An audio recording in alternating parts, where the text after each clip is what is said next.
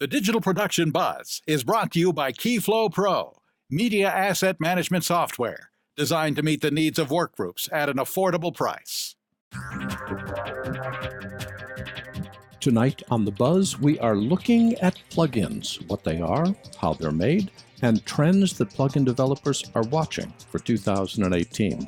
We start with Boris Yamnitsky, founder and CEO of BorisFX.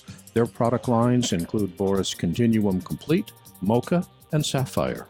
Next is Aharon Rabinowitz, head of marketing for Red Giant. Their product lines include Magic Bullet, Trapcode, and Universe. Next is Jim Tierney, founder and CEO of Digital Anarchy. Their product lines include BeautyBox, Flickr Free, and Transcriptive. Next is Pete Litwinowicz, co-founder and CEO of RevisionFX. Their product lines include Effections, Rematch, and Twixtor. All this, plus James DeRuvo with this week's doddleNEWS update. The Buzz starts now. Since the dawn of digital filmmaking, Authoritative. one show serves a worldwide network of media professionals, Current. uniting industry experts, Production. filmmakers, Post-production. and content creators around the planet. Distribution. From the media capital of the world in Los Angeles, California, the Digital Production Buzz goes live now. Welcome to the Digital Production Buzz, the world's longest-running podcast for the creative content industry, covering media production, post-production, and marketing around the world. Hi, my name is Larry Jordan. Tonight, we're talking about plugins, those small but indispensable pieces of software that fit into your editing system. There's a whole industry devoted to creating them, and tonight, we're talking with 4 companies that solely exist to create plugins. Most of them tend to be smaller companies, and all of them have fascinating stories. This is a group of people that I always enjoy talking with. Also this week, CES opened in Las Vegas. CES is mostly focused on the consumer market, but still, a few goodies for filmmakers were announced, and James DeRuvo will include them in his update in a minute. Next week, James and I will spend more time talking about the significance of CES announcements to our industry, both in terms of products and trends. By the way, I want to invite you to subscribe to our free weekly show newsletter at digitalproductionbuzz.com. Every issue, every week, provides quick links to the different segments on the show, plus articles of interest to filmmakers. Best of all, it's free and comes out every Saturday.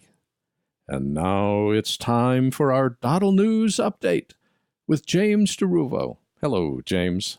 Hello, Larry. So what's the news? Well, this week is CES, the Consumer Electronics Show. And honestly, the most exciting thing to hit the showroom floor this week may have been the power outage that knocked the show's electricity out for about 2.5 hours. Oh, my goodness. Other than that, we had a few shining spots of light for filmmakers in a dark sea of smart cars and virtual reality gadgets. Well, let's look for those shining lights for filmmakers. What's first on your list? Panasonic announced the GH5S. This is an updated version of their current GH5 design. It's aimed square at film production. The updated GH5 offers fewer pixels, but those pixels are larger so you get better low light performance. It also has true 10-bit hybrid log gamma HDR and internal 4K 60 recording. And the part I like, there's no recording limit now outside of the size of your SD cards, and she takes 2. Well, what attracts you to this camera? The thing I like about this camera is that Panasonic wasn't afraid to dial back the megapixel count and focus on how to more effectively capture the light. All too often, the temptation is to stuff a sensor with more pixels, thinking that more is better. But it's easy for more noise to get invited into the party. So the trend towards fewer pixels being larger for more light sensitivity makes for more accurate colors without having to deal with background noise that can muddy the image. And that effectively undoes all the sensor is trying to do to capture more detail. Okay, that's Panasonic with their new GH5S. What's next on your list? DJI announced 2 new handheld camera gimbals this week. The DJI Osmo 2 is a vast improvement over the previous handheld gimbal. It supports smartphones with capture to either portrait or landscape mode, and we all know that portrait mode is evil, plus button control for digital zooms, app setting adjustment, and 3 times longer battery life. And did I mention it's only $129? And then there's the DJI Ronin S, which is a handheld gimbal that supports DSLRs and mirrorless cameras. And this one is really cool because it has a self-balancing adjustment feature which corrects itself based upon which lens the user adds to the camera. So if you make a lens change right in the middle of your shoot, the Ronin S will rebalance itself. Plus, it works in concert with your camera's image stabilization scheme, and both gimbals supported through the DJI Go app. Well, tell me what a gimbal does and why these things are important. A gimbal uses a series of electric motors around the 3 axes of space that a camera occupies. And those gimbal motors make subtle counter movements to dampen out any camera shake that occurs when a camera starts to move. Think of it as the next step in Steadicam-like technology. It's solid state, and it's very small and a lot lighter, and you don't have to wear that big, gigantic rig anymore. And gimbals are all the rage now because they're handheld, perhaps even too much. We've speculated that the technology is perhaps overused, but I don't see these gimbals doing anything but continuing the trend. And honestly, I think I may have to get one myself. Okay, so those are 2 new handheld camera gimbals from DJI. What's third on your list? Sadly, GoPro's getting out of the drone business. With sales numbers that were the worst since the company went public in 2014, the action camera company has once again announced they're laying off nearly 300 employees and getting out of the drone business for good. CEO Nick Woodman stated that a combination of a saturated UAV market and more restrictive regulations pertaining to drone use contributed to lower sales of the GoPro Karma drone. And let's face it, that recall 2 years ago didn't help either. Woodman is also reducing his CEO salary to $1 a year and confirmed that the company has hired Goldman Sachs to explore a potential sale or merger. Last week, you said that perhaps the worst of GoPro's troubles are behind it. What happened? Well, I thought they were. I think everybody thought they were. I had hoped that the worst was behind them for sure, and that may be a smarter generation Karma drone would come out later this year as a result. But sadly, that's no longer the case, as the company is simply trying to turn around again in 2018. Though the drone recall hurt any future for the Karma, I think that Woodman is onto something with these restrictive drone regulations affecting the sales of the drone category as a whole. They're not the first company to get out of this category, and they may not be the last. The only question is, can GoPro survive 2018 intact? So that's the latest news out of GoPro. What other stories are you following? Other stories we're following included Canon admitted that when it comes to cameras, they're just not that into innovating. Red Giant is teaming up with an indie music group for a music video contest, and Razer has a cool new laptop that merges your mobile device into it. Are you ready to cut your next film on a smartphone? But the question is, will it ever see the light of the showroom floor? And for these and other stories, where can we go on the web? All these stories and more can be found at doddleNEWS.com. Well, James, that brings up a good point. Last week, we congratulated you on your new role with DoddleNEWS as editor-in-chief. What are your plans? I know you want to be all singing and all dancing, but what are you concentrating on as you develop the site, say, for the next quarter or so?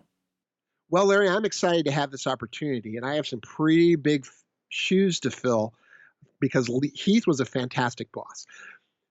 And I'm really going to miss his touch, but I'm confident that Doddle's best days are ahead of it. And we have some pretty great plans for 2018, including expanding our readership, providing the same great combination of tech and movie reviews, coverage of NAB, and more. And there's also our work here on The Buzz. Well, when you say the combination of tech and movie news, what does that mean to you? We cover the latest tech tools that filmmakers can use to streamline their workflow and make their shooting a lot more affordable, a lot better. And we also keep our pulse on movie news for those who, let's face it, you're not a filmmaker unless you're a fan of movies, and your love of movies doesn't end just because you make them. So we like to give our filmmaker readers movie news as well, but from a filmmaker point of view. So that's the reason why we do a combination of tech and movie news. But we also do the reviews of a lot of the tech gadgets that we highlight. So we're going to be doing a lot more of those this year. And so if you're looking to buy a new piece of technology, stay tuned, because we're going to be having some great stuff that we're going to test and review in the near future. Very cool. And James DeRuvo is the editor-in-chief of doddleNEWS and joins us every week with the doddleNEWS update. James, have yourself a great week. Enjoy CES, and we'll talk to you about it in detail next week. Okay, Larry, take care.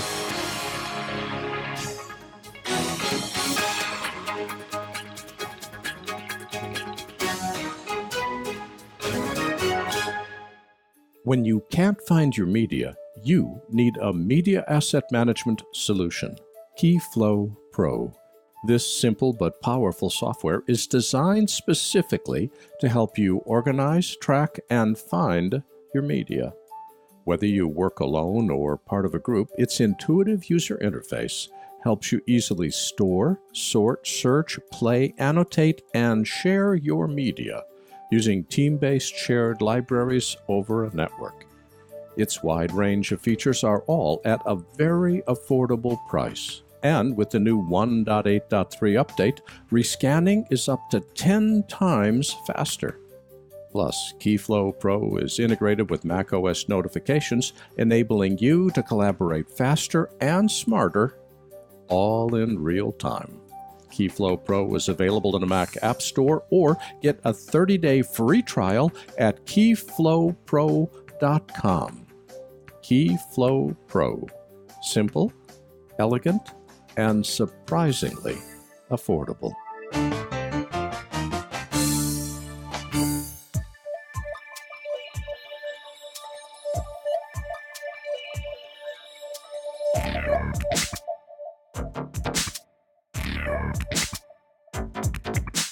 Boris Yamnitsky is the founder and president of leading plugin developer BorisFX. Since 1995, BorisFX has created powerful, time-saving post-production software tools and plugins for visual effects, editing, finishing, and motion graphics.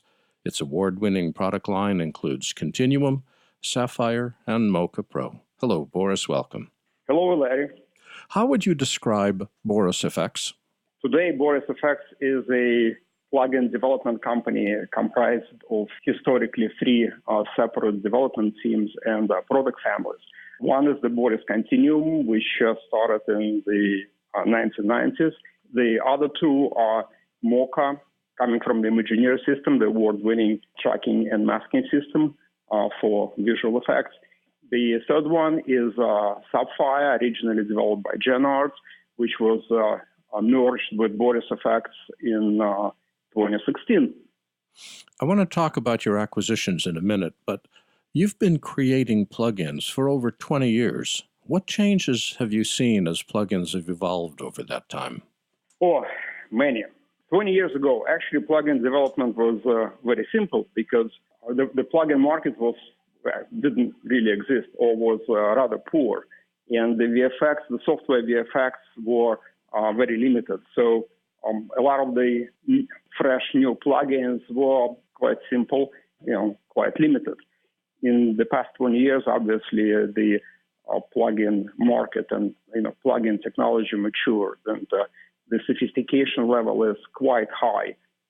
There is a lot of image processing and a lot of sophisticated math that goes into plugin development these days. It is today the domain of what I think of specialists, the companies and teams that specialize in visual image processing and specialize in very fine details of VFX workflow.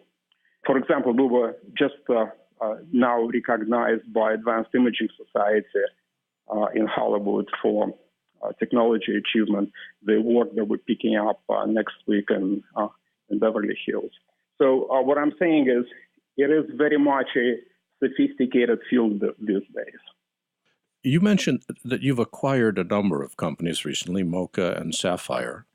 When do you decide to acquire technology, and when do you decide to develop it on your own? I tend to think of these events more as mergers rather than acquisitions, because it's basically a meeting of like-minded teams and like-minded companies. You know, the main drive here is to take the best out of the existing technologies and existing products and put them together and see how they make sense together. For example, when we integrated Mocha tracking and masking into Boris Continuum 3 years ago, that was so significant and popular with our customers. Same thing happened just a few months ago when we put Mocha into Sapphire. You know, that was a huge benefit for existing Sapphire customers, probably the biggest change in Sapphire product in quite a few years. So that's what basically drives me is, that fact that you can roll up your sleeves, dig in, and see what's best in each piece of software, and see how you can leverage that best within a larger product family. How do you deal with the fear that the host application, Final Cut or Premiere or Avid, will add a feature that you're currently selling or developing as a plugin? Okay, that's a great question, Larry. And thanks for asking, by the way. This is the story of my life for the past 20 years. It's absolutely exactly what's happening.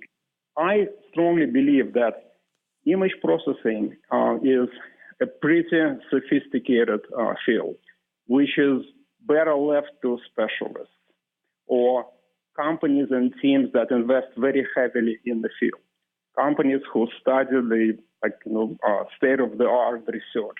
Companies that put a lot of investment into development. So, I'm always staying one step ahead of the game. How do you determine which plugins to create? For the most part, it is user-driven. We obviously, talk a lot to our customers. We do, a lot of face-to-face interaction and over, user groups and internet and chats. But also, we're trying to think, one step ahead and just trying to predict what the next, big thing in VFX, is going to be. And sometimes we introduce, effects or features that, no one really expected. Sometimes they become very popular. What's the process you go through when creating a plugin? First of all, it goes through, market research, talking to customers, as I mentioned, trying to understand, what are the challenges, what are, the difficult parts of it. And then, study state-of-the-art research and study, state-of-the-art technology that's available. There are quite a few challenges out there arising from, broadcast standards, from regulation. For example, we recently developed a broadcast-safe color filter that, allows you to make your project broadcast-safe because, most of the video treatment these days come with very heavy color and, image treatment. Sometimes, jumping outside of the legal color range. So it becomes a big problem. Or, flash photography. Or, there are all kinds of challenges that modern video makers, broadcasters, post-production is dealing with on a daily basis. So we, naturally, we research the area and we respond with our best-of-breed solutions.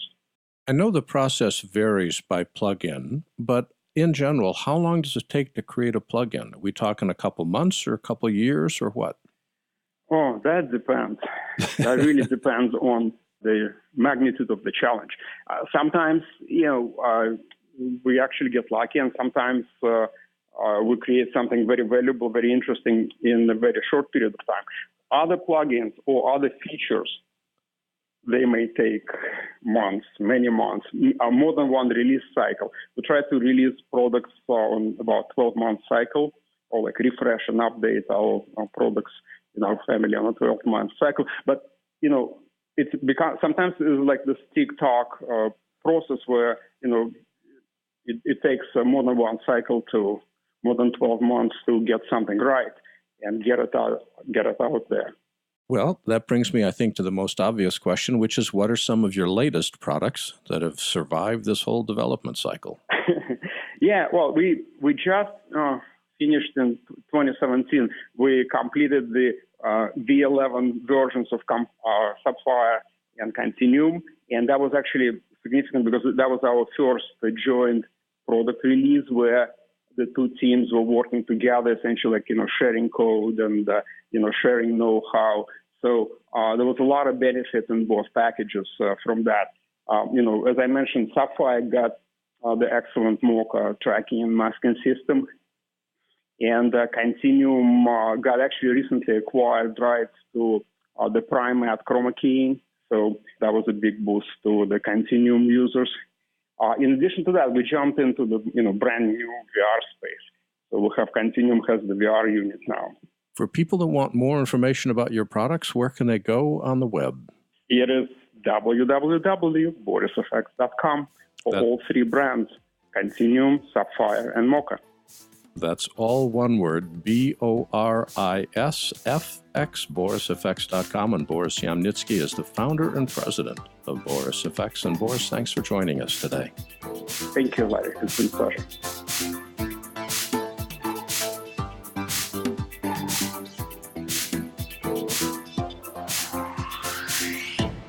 Previously a motion graphics and visual effects artist, Aharon Rabinowitz is the head of marketing at Red Giant and the executive producer of Red Giant Films. Hello, Aharon. Welcome back. Hey, Larry. Thanks for having me. How would you describe Red Giant? Red Giant is a software company that makes tools for artists, animators, visual effects artists, filmmakers, that kind of thing. Well, Red Giant's been creating plugins for, a long time. What changes have you seen as plugins have evolved over the years? The biggest thing that I've seen and become the biggest focus is speed. We're always adding new features, but if you want to see really where there's kind of a change in the focus was getting things done quickly. I mean, we've always talked about that over the years, but with the GPU, suddenly everything has become much more focused on making things faster. And that's obviously been a theme. Once that came to Premiere Pro, for example, everybody wants to jump on that and make editing crazy fast if they can. You have a wide range of effects and plugins that Red Giant has created over time. How do you determine which plugins to create? The great thing about working at Red Giant is that a lot of us are people who actually do this stuff professionally, motion graphics, visual effects, filmmaking. So we tend to just design the tools that we want to have when we go out there working. So whether we're making a film, which this is something that Red Giant does regularly, or doing motion graphics, we kind of find ourselves like, oh, I wish we had this. And then we just kind of put our brains together and working with an amazing engineering team, we make stuff that we want to have. When you think about it, plugins are like the tail of a very, very big dog. You fit within the environment of an NLE, whether it's Avid or Adobe or Final Cut or somebody else. How do you deal with the fear that the host application will add the capability that you're developing as a plugin? Oh my God, a lot of not sleeping. It's a big concern always because we are dependent on these bigger host applications, and for Red Giant, especially Adobe, because the stuff is very popular in Adobe After Effects and Premiere Pro, we're constantly trying to do our best to have a really good dialogue with the various host application makers, right? So whether it's Avid or Adobe or Apple, we do our best to communicate often and early so that we can make sure that our stuff survives there and flourishes, because at the end of the day, the people who are using it are the most important. It's not about us or the software companies we're working with to develop this stuff. We don't want the people who are being creative to have an interruption in that process because our tools suddenly stop working from a new update. I mean, it happens occasionally, but only because like small details can get missed between that communication. But we do everything in our power to make sure that we are always on top of these things. Red Giant has been known for making standalone plugins for years and years. Recently, you branched out to create Universe. What's Universe?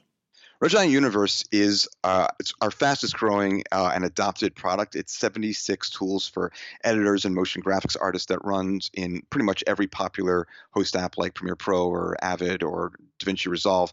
It's a series of visual effects and motion graphics tools and also transitions. And they are GPU accelerated because, again, coming back to that theme of fast, we wanted to create a set of tools that could be just used by editors to get stuff done fast.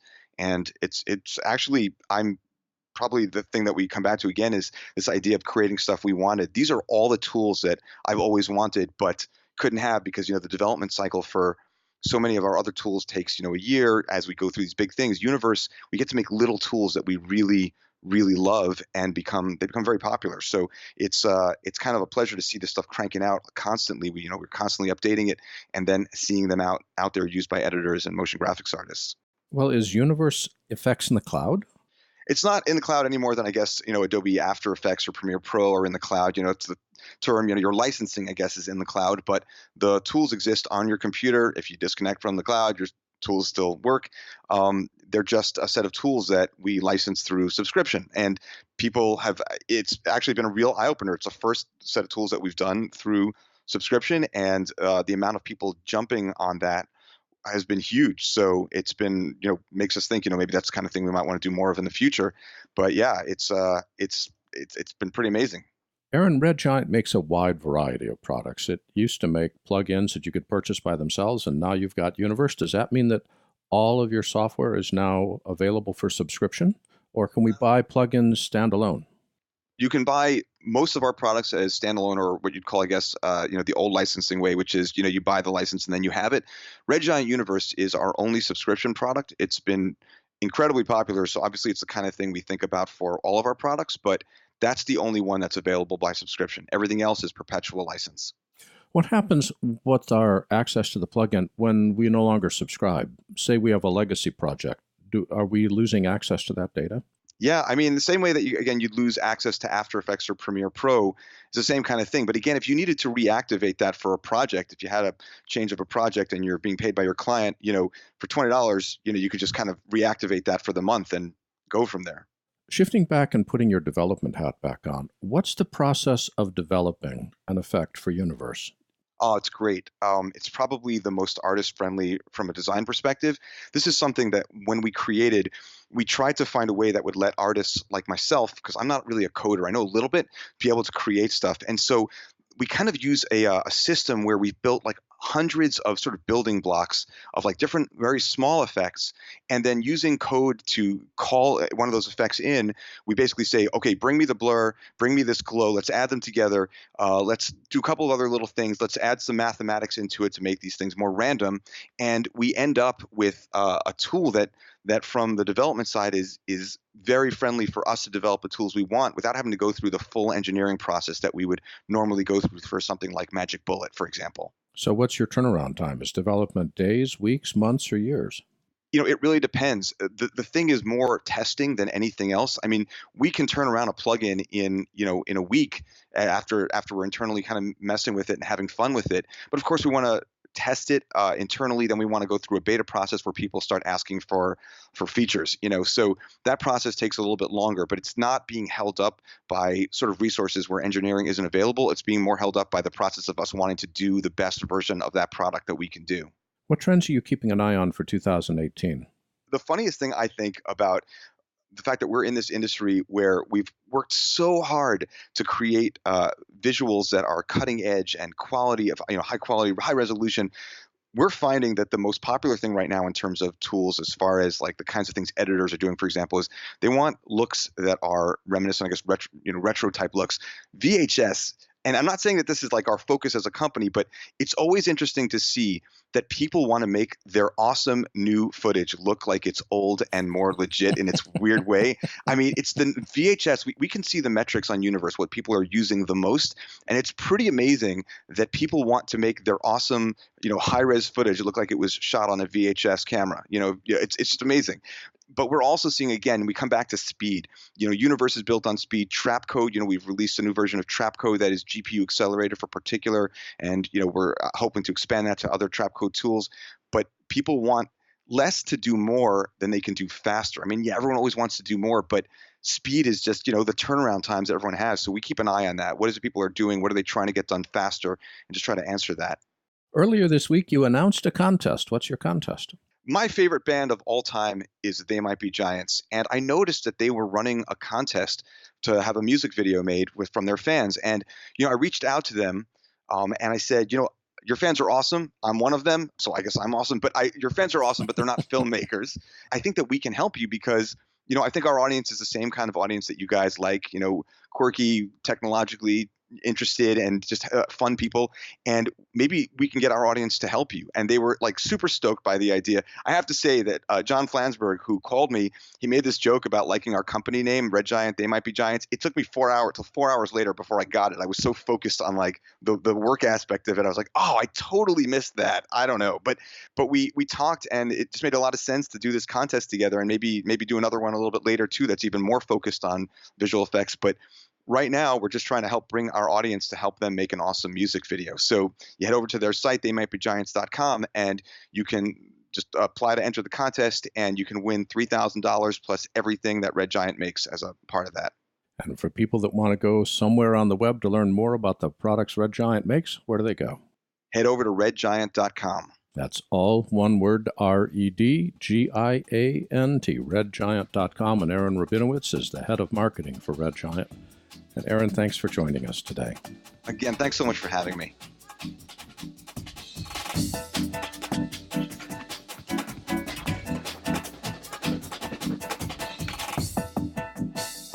Jim Tierney founded Digital Anarchy in 2001 specifically to develop plugins to simplify creating visual effects. And as always, he's always working on a new version of something. Hello, Jim. Welcome back. Hey, Larry. How you doing? I'm doing great, and we're talking plugins tonight. So how would you describe Digital Anarchy? We've been creating visual effects plugins for the last 17 years, and we try and bring cool tools that are powerful and easy to use to video editors. Well, as you've been doing this for so long, how have plugins evolved since you started? It's still mostly the same type of thing because, we're plugging into different host applications. So, the host applications have changed. FCP 10 definitely wasn't around 17 years ago. But, the act of it is mostly the same. I think one of the big changes is that we've tried to make the plugins much easier to use, simplifying things, realizing that, most editors don't have time to spend, 10 hours learning how to use a plugin. Making sure it does what it is advertised to do and does it simply has been a big deal for us. How do you deal with the fear that the host application will add the capability that you're currently developing or selling as a plugin? I think we just ignore it. Because you just don't know what they're going to do. And it's just part of doing business that, the host app could potentially, add that functionality. Hopefully they come talk to us if, we have the best solution for that and they want to add something like that. But, it's just one of the risks that's just another one of the business risks that you have to deal with. Adobe doesn't share their roadmap for the next 3 years with you? Not really. They share a little bit of it. And of course, Apple doesn't share any of their roadmap with us ever. So you get some sense of like what's happening and what's important to them. But sometimes stuff comes out of the blue. So far, we've been mostly fortunate that there hasn't been too many of our products that have been made obsolete by built-in features. How do you determine what plugins to create? A lot of it comes down to what, the needs that we see and what we're capable of doing. There's certain things that we just don't have the expertise in, like, 3D stuff. We just don't have that. That's not really in our wheelhouse. And a lot of times we'll have ideas and you're like, all right, that's an amazing idea. How do we do this? And then it sits on the shelf for a year or two before, some of the technology comes along that enables us to do it, the way we want to do it. There's no point in doing half-assed products. So you really need to be sure that, whatever you're harnessing is really going to solve the issue that you're trying to fix. Well, what would you describe as in your wheelhouse? What are your strengths? Well, two-dimensional, 2D image processing. That's what BeautyBox is, Flickr-free. So just image processing generally. And then, of course, we're always looking for ways to broaden what we do, and that's where transcriptive came out of. It's similar to what we do, but it's definitely not image processing, so it's a little bit of a departure from our normal stuff. Well, that gets me to some of your new products, because I know transcriptive has been evolving quickly over time. Tell us what the latest releases are. So the biggest, we just, we released it 1.0 in September, and we've just been kind of doing small revs. And we just released 1.03, which adds the ability to use YouTube as a speech service, which is, they're super accurate and it's free.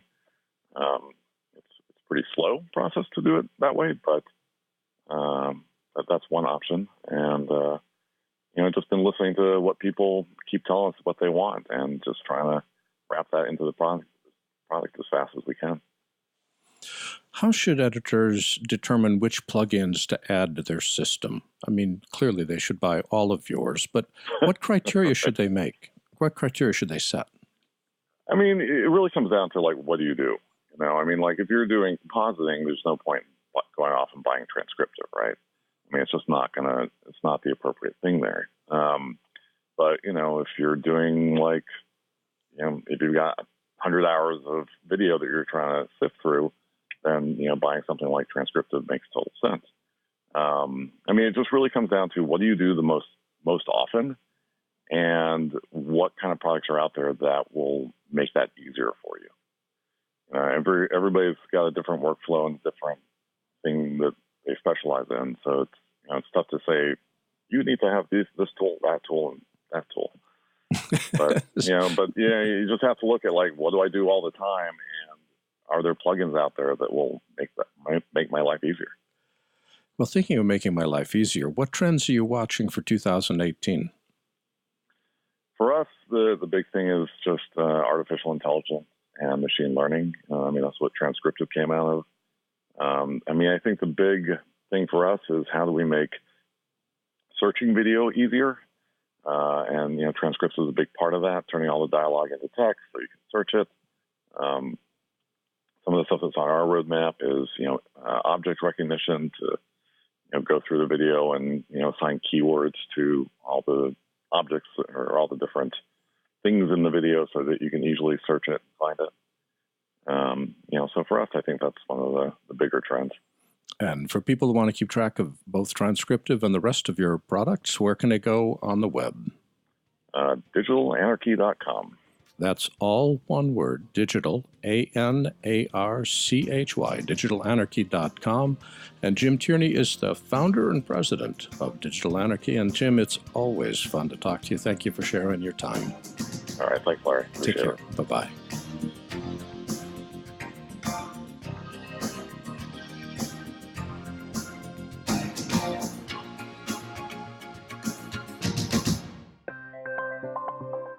Here's another website I want to introduce you to, doddleNEWS.com.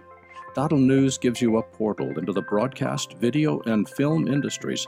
It's a leading online resource presenting news, reviews, and products for the film and video industry. DoddleNEWS also offers a resource guide and crew management platform specifically designed for production. These digital call sheets, along with their app, directory, and premium listings, provide in-depth organizational tools for busy production professionals. DoddleNEWS is a part of the Thalo Arts community, a worldwide community of artists, filmmakers, and storytellers. From photography to filmmaking, performing arts to fine arts, and everything in between, Thalo is filled with resources you need to succeed. Whether you want the latest industry news, need to network with other creative professionals, or require state-of-the-art online tools to manage your next project, there's only one place to go, doddleNEWS.com.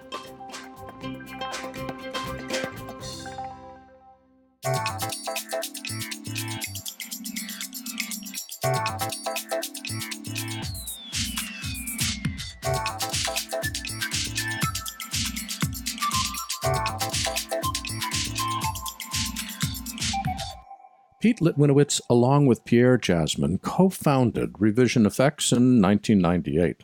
Prior to Revision, Pete worked in the Advanced Technology Group at Apple.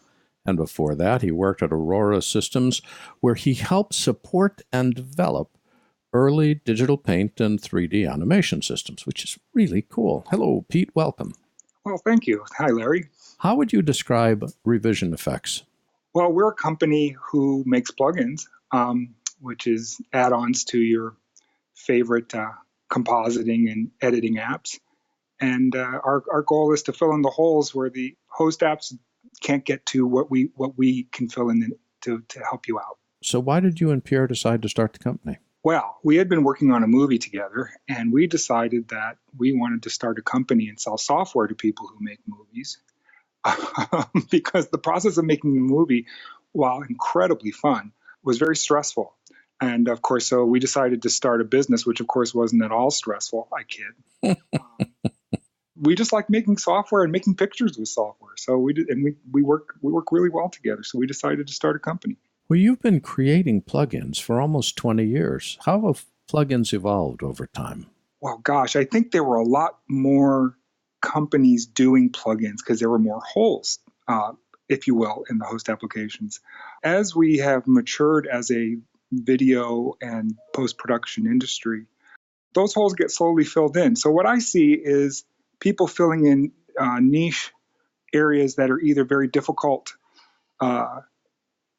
mathematically, I think that's what we do best, or just in ways that people aren't thinking about, not including as features to their software, being able to read files off the internet and do interesting things with spreadsheets and turn that into motion graphics or turn that into some kind of animation. I think the plugins themselves have gotten more sophisticated because the holes that were present 20 years ago have been filled in by the host apps because they're really good at what they do too. And they've had time to fill in those gaps. You're dancing in the same room as a crazed elephant. How do you deal with the fear that the host application will add the capability that you're developing a plugin for? That's a constant, I'm not going to say fear because I feel comfortable in that space, but it's a constant stress element. One way is that we're really good at what we do in terms of math, particularly our company. So we dance in that space by trying to be better, faster, et cetera, and sometimes the host app providing a similar feature than what we provide as a plugin is actually a boon.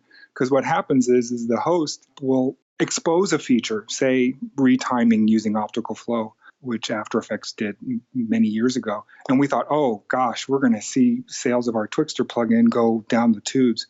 Actually, it was just the opposite. What happened was that people were exposed to the idea and then found that they wanted something better. So, there's many ways that these holes can be filled in, not just whether it's a feature checkbox, you know what I mean? But at the same time, we do worry about those things.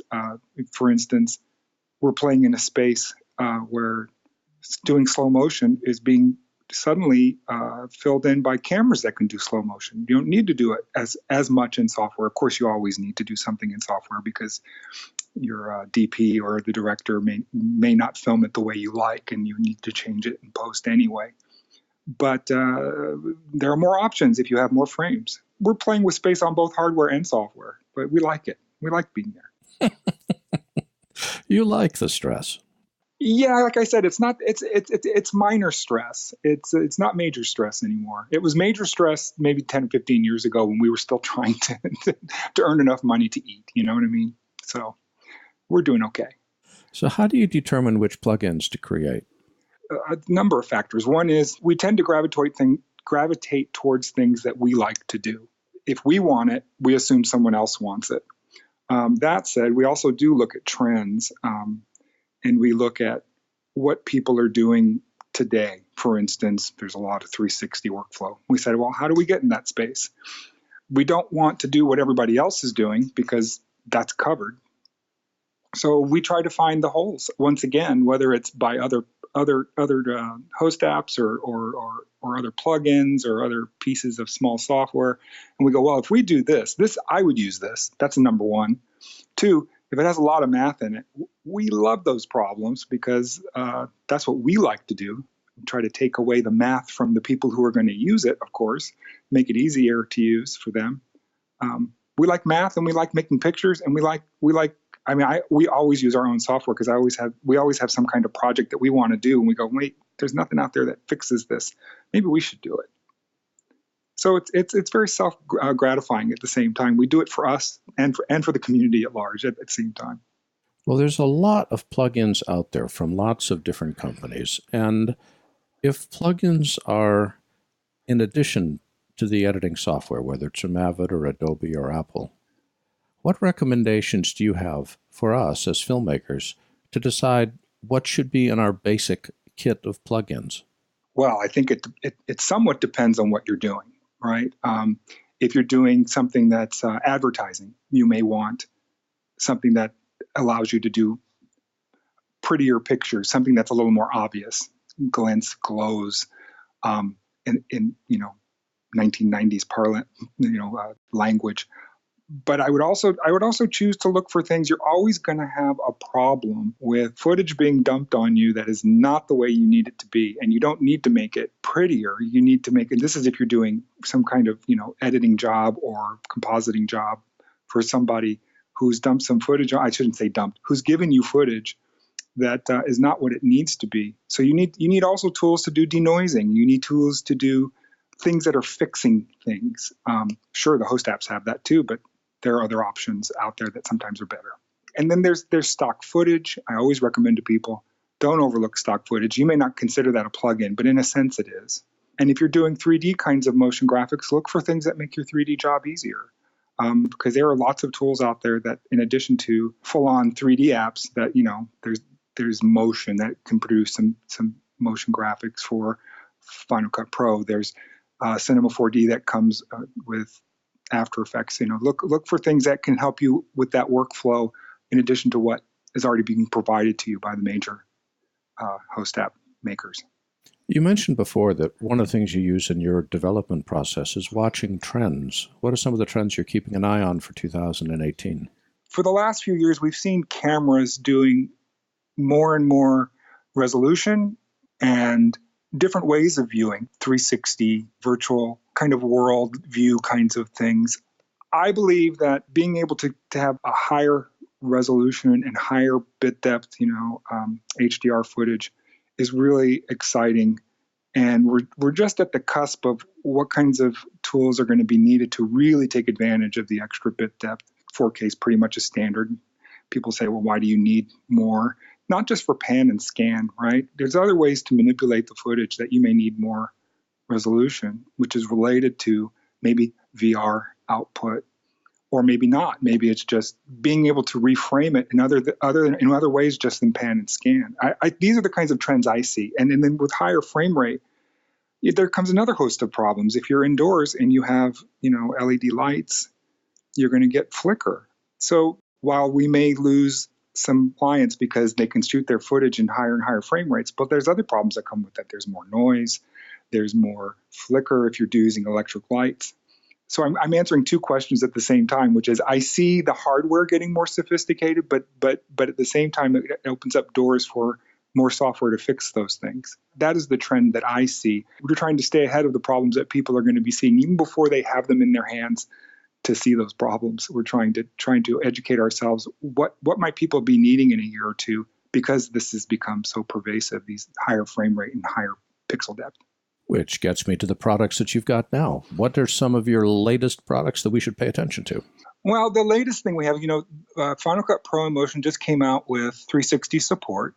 So we now have a 360 equiangular stabilizer for Final Cut Pro and Motion, which is it's an automatic one, so you don't have to go in and align points and do those kinds of things. It works in the entire spherical realm. So it does things other than just shift pixels up and down and left and right. It actually tries to move them around on the sphere that you might see because you have this complete wraparound footage. I mean, we already have it available for After Effects, but we just came out with it this week for Final Cut Pro and Motion. We hope people will want to use that. And then our other product that we have is called Rematch, which is probably you've had a shoot where you have multiple cameras on the scene, or you turn off your camera and turn it on and the lighting is changed, or the sun is moved and you need to match the shots. Well, we're trying to help people when they have similar shots, at least something in the scene that's represented, in both shots to try to allow them to match them up more automatically, if not completely automatically. We have this product called Rematch that we just came out with a version 2 for After Effects and Premiere Pro. And for people that want more information, where can they go on the web to learn more about Revision's products? Come to our website, revisionfx.com. That's REVISION, and the letters F as in Frank, X as in X-ray. And we have demo versions, trials, tutorials, demo movies. Just take a little gander around. That's all one word, Revision, the letter F and the letter X, revisionfx.com. And Peter Litwinowicz is the co-founder of RevisionFX. And Pete, thanks for joining us today. Thank you.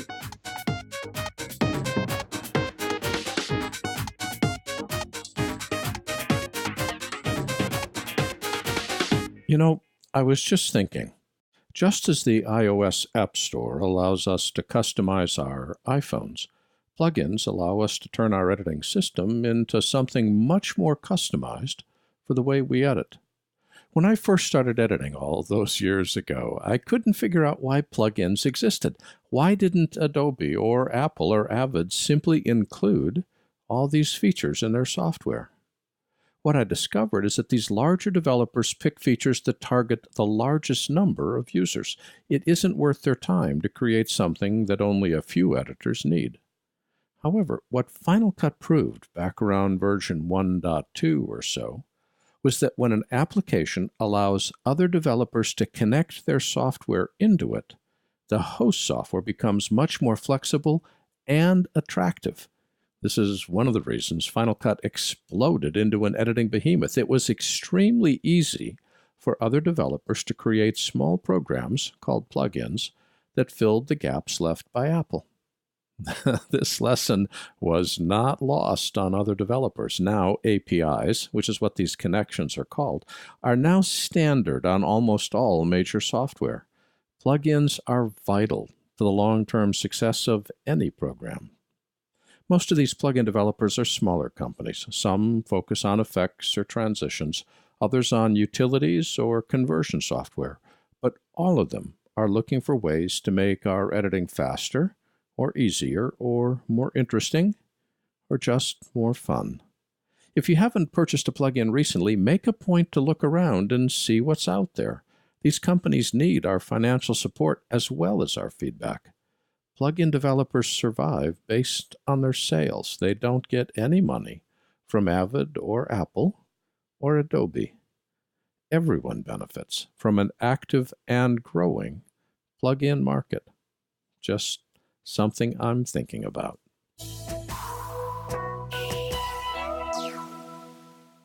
I want to thank our guests for this week, Boris Yamnitsky with BorisFX, Aharon Rabinowitz with Red Giant, Jim Tierney with Digital Anarchy, Pete Litwinowicz with RevisionFX, and James DeRuvo with doddleNEWS.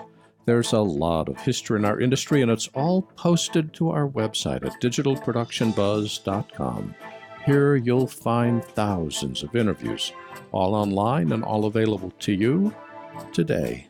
And remember to sign up for our free weekly show newsletter that comes out every Saturday. Talk with us on Twitter at DPBuzz and Facebook at digitalproductionbuzz.com. Our theme music is composed by Nathan Doogie Turner, with additional music provided by smartsound.com. Text transcripts are provided by Take One Transcription. Visit takeone.tv to learn how they can help you.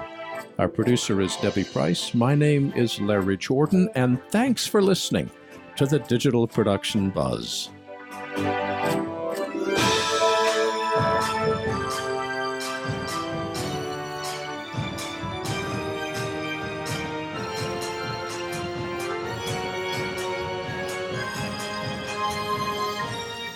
The Digital Production Buzz is copyright 2018 by Thalo LLC. The Digital Production Buzz was brought to you by Keyflow Pro, a simple but powerful media asset manager for collaboration over a network. Download a free 30-day trial at keyflowpro.com.